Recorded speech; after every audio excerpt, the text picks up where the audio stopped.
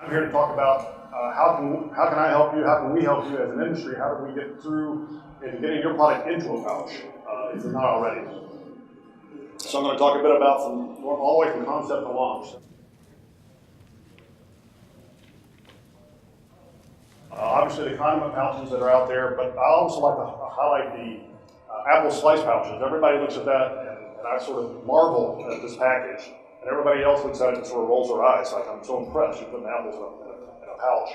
The reality is the technology that goes into this package is phenomenal, because you think about slicing an apple in your home, and you put it on the counter, on a plate on the countertop, and it's brown in a few minutes. So how in the world do they slice apples in Washington State, for God's sakes, and get it to my grocery store in South Carolina without it browning 10 days later?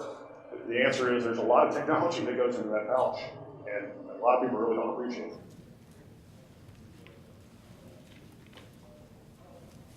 Before I get too much further, I want to spend just a moment talking about definitions. What is a stand-up pouch? Generally, a stand-up pouch has a gusset of some type, at least one gusset, usually the bottom, maybe the bottom and top, sometimes the sides. So that's really what makes it a stand-up pouch. It's standing on the shelf by itself. So that's what differentiates it from, say, a pillow pouch. A pillow pouch is just like it sounds. When it's filled up, it's in the shape of a pillow. It will not stand up on the shelf by itself. Generally, the pillow pouches are made as a form-fill seal package. Generally, a lower cost, kind of a higher speed. So it doesn't really offer generally doesn't offer the functionality of a stand-up pouch, but it's very popular.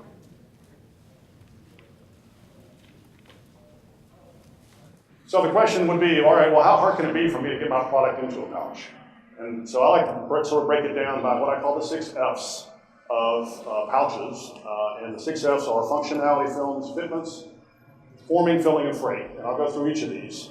And if you assume that you just go through these 6 F's pretty easily, it's no big deal, all you have to do is push the easy button. The reality is not so easy. So to not push the easy button, there's a lot of work to be done. Everything derives around functionality. If you as a consumer products good, a packaged goods company, want to put your product into a pouch and you want to take advantage of flexible packaging, you have to think about the functionality. What is it you want? How do you want the consumer to interact with the package? Is it going to be a dispense product? Is it going to be slash and open single use? Is it going to be multi-use? How do you want the consumer to see the product on the shelf? You want the consumer to see the product over time? All those sorts of things. So the next F is really where Bemis fits in. That is the films. What sort of graphic effect do you want? Do you want it to be a photographic quality? Do you need very simple graphics on it? What sort of features do you want in terms of being able to see the product? Do you want a clear window? Do you want a clear gusset, perhaps? Clear gussets on the side? Perhaps you want a matte finish as opposed to a glossy finish, like the Sue package I showed earlier has a matte, like a tactile feel to it. Very interesting. How stiff should the package be? In other words, does it have to stand up on the shelf and be sort of almost a rigid package replacement? Or does it need to be softer because you're using it as a paint dispenser, for example? You need to squeeze the product out. Talk about durability. One of the things we talked about and we'll talk a little bit about later, is e-commerce. Durability of the package, being able to ship it by air, being able to handle it easily, being able to walk around with it if necessary.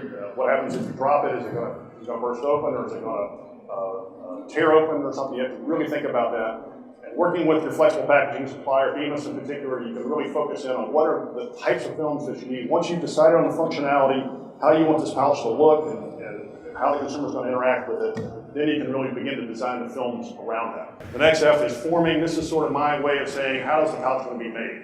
It's going to be a pre-made package versus a form-fill seal package. And that's a sort of an eternal question that people ask, which one is better? And the answer is, there's no good answer for that. So it depends on your product, depends on how you're trying to fill the product, what sort of volumes do you have a co-packing operation already, what sort of films are you using, what types of fitments are you using, where the fitment's going to go, et cetera, et cetera, et cetera. So the answer to what is the right type, what is the most appropriate way to form the package, the question is, there is no direct answer on that. It really needs to be worked through.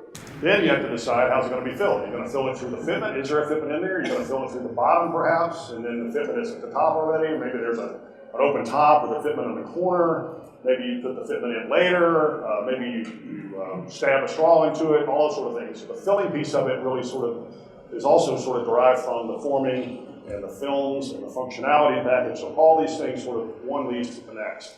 So filling is also driven by what is the food processing technique that you're going to use, assuming it's a food product? Is it going to be hot fill, retort, aseptic, HPP, etc.? The way you fill that package really depends, the way you process that package can very much depend on how you fill the package. Freight is my way of saying, congratulations, you got the most beautiful package, you got this really cool functionality built into it, you've got the shelf life you need, you've got the processing done correctly. Congratulations, it's a great package as it comes off the filling machine. Now, how do I get that from the filling machine into the consumer's hands without it bursting open, without it sliding open, etc.? How does that happen? You get internal alignment within your company. The launch of a product in a flexible package is not a purchasing decision. This is purchasing certainly needs to be part of the equation, but you're not going to be buying this package based on cost. Generally, flexible packaging, fluid ounce for fluid ounce, as of today, flexible package is more expensive. So why are you doing it? Well, for all the reasons that we talked about, that Lynn talked about earlier. The consumer loves this package. So it cannot be a purchasing decision. It has to be a team approach, and it really starts with the brands. It starts with packaging engineers. You talk about your co-mans, if you need co-mans or co-packers, etc.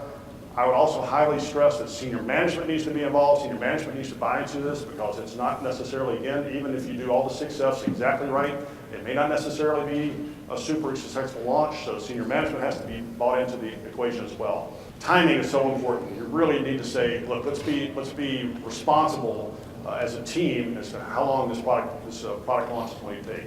So don't assume that you can just jump off the cliff and have your product in a pouch in no time. Reality is it definitely takes some time. Spend some time on defining the scope of the product launch, and definitely spend some time talking about the timing of it. So, and be honest with yourself.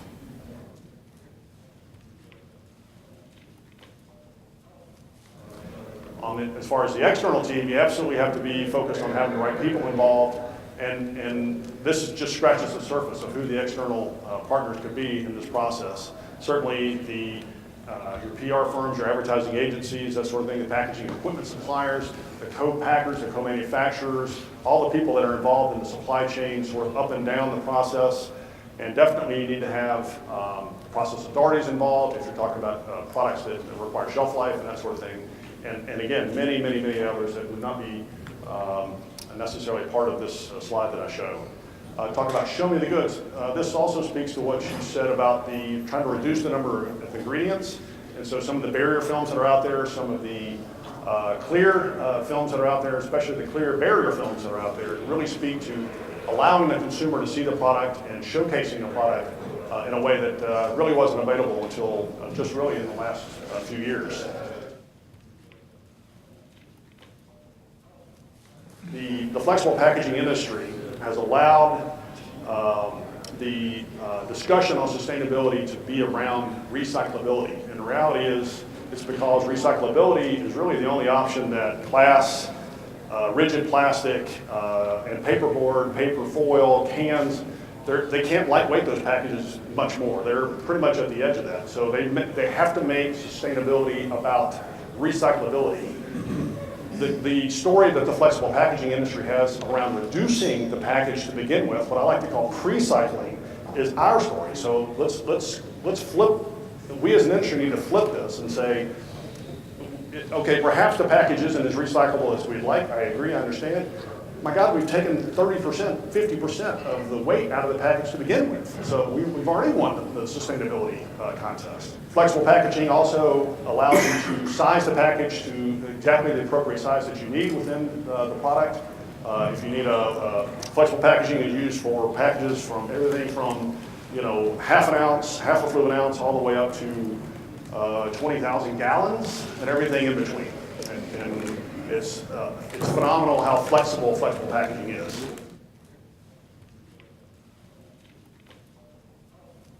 Again, how do I get my product into it? How do I ensure a successful launch of my product?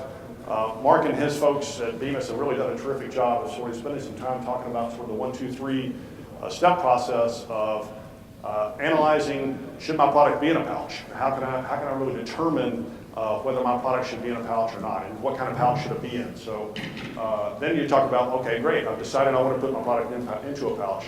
How can I make money doing that? Hello, we're all in business to make money, so how do I make money with that? And then the third step is just what I talked about today, which is how do I then execute on that? So I've decided to do that. So Bemis has put together 3 brochures.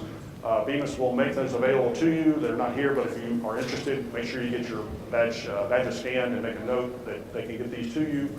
Or you can go onto the website and see the information there as well. So it's a really terrific resource, and I give Mark all the time in the world for doing it that way. Well done.